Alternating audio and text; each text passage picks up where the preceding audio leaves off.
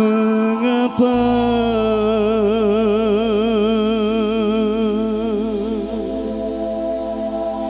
bencana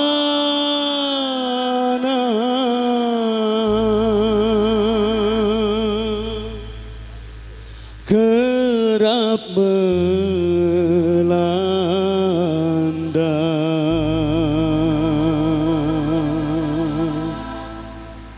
Sudahkah kita membaca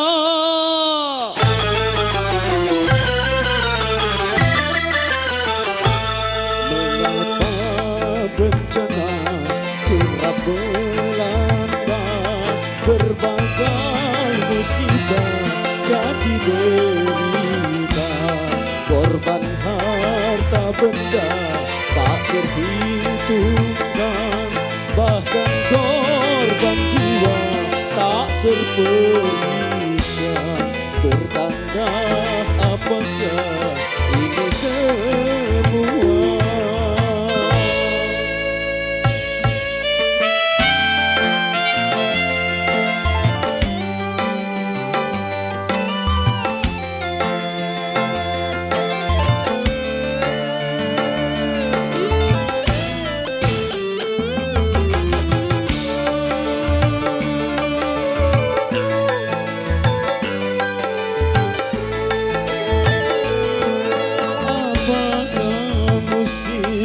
Sekedar cobaan,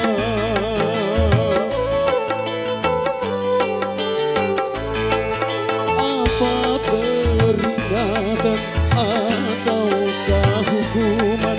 Ya azza wa jalla,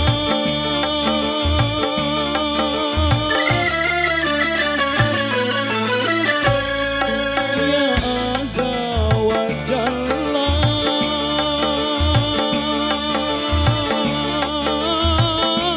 tunjukkanlah pertanda agar kami baca, bukakan mata jiwa. Seandai bencana cuma cobaan, mantapkanlah iman dan kesabaran.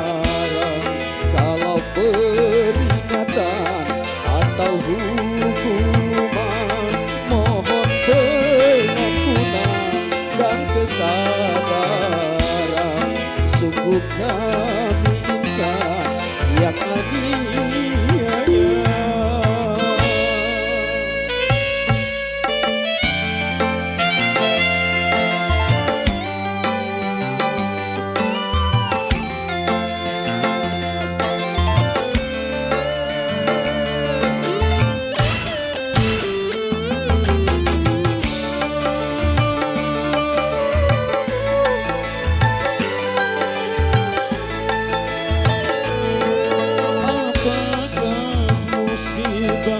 Sekedar cobaan,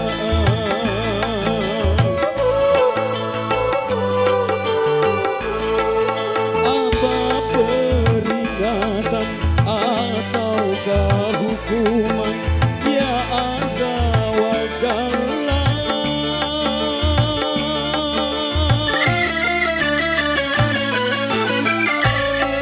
ya azza wa jalla, tunjukkanlah pertanda agar kami baca, bukakan